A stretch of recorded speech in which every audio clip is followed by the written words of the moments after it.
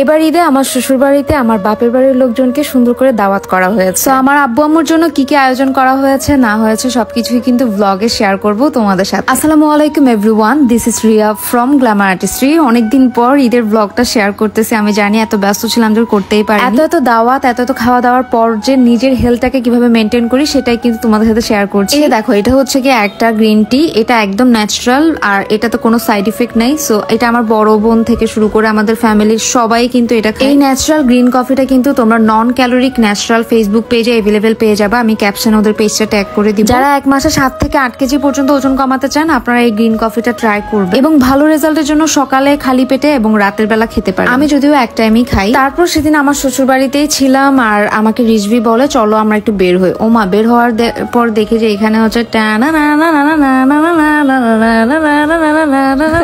Just kidding. ভাইরে ভাই, এত জোরে এত স্পিডে বাইক চালাইতেছে, লিটারালি আমার দেখে মনে হইতেছে ও এখন মারা যাবে, এখন অ্যাক্সিডেন্ট একটা হয়ে যাই হোক। এই যে এরকম চাপড়ি টাইপসের কিছু আছে যারা হচ্ছে কি এরকম বাইক নিয়ে উড়নচুন্ডি মানে উড়াধুরা ভাবে বাইক চালাই। তারপর আমি আর রিজভি হচ্ছে ডিসি পার্কে যাই। ডিসি পার্কে আমার for the very first time যাওয়া, আমি এর আগে যাইনি।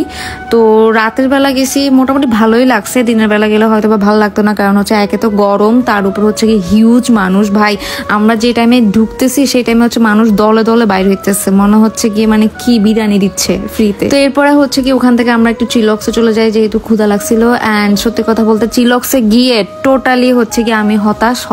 কারণ হচ্ছে কি 1 নাম্বার নাগা ড্রামসটা নিয়েছিলাম, খুবই ঝাল ছিল।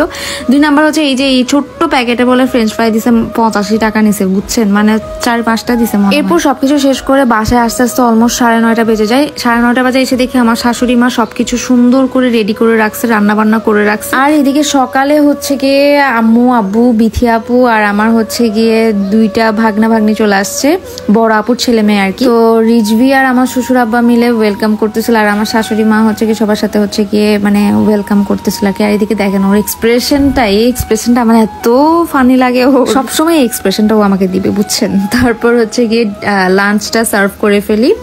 তো যেহেতু আমার শাশুড়ি মা একা হাতে সবকিছু করে, ওনাকে হেল্প করার মতো কেউ নাই, তারপর উনি একলা যা করছে এটা আলহামদুলিল্লাহ। তো আমি সুন্দর করে টেবলে সবকিছু সার্ভ করতেছে, মনে হইতেছে কি আমার বাসায় গেস্ট আসছে, মানে আমি এমন ভাবে সার্ভ করতেছিলাম। তারপর হচ্ছে কি বিকাল টাইমে একটু নাস্তা পানি দেই। ও হ্যাঁ, এর মধ্যে আবার বিথি আপু আর সাকিব প্ল্যান করে রিজভি সহ আমরা একটু কল্পলোক আবাসিক না কি জানি একটা হয়েছে, ওখানে যাব। ভাই ওখানে গেছিও আমরা, জানেন, রাতের দিকে, বাট ওখানে এত বাজে অবস্থা, দেন আবার ব্যাক চলে আসি। আর এদিকে সকালবেলা দেখি আমার বাবা গ্রাম থেকে তবরুক নিয়ে আসছে। আবার রাতের বেলা সাকিব হচ্ছে কি মজ্জার ট্যাগ গেছিল, ওখান থেকে ওরস বিরিয়ানি নিয়ে আসছে।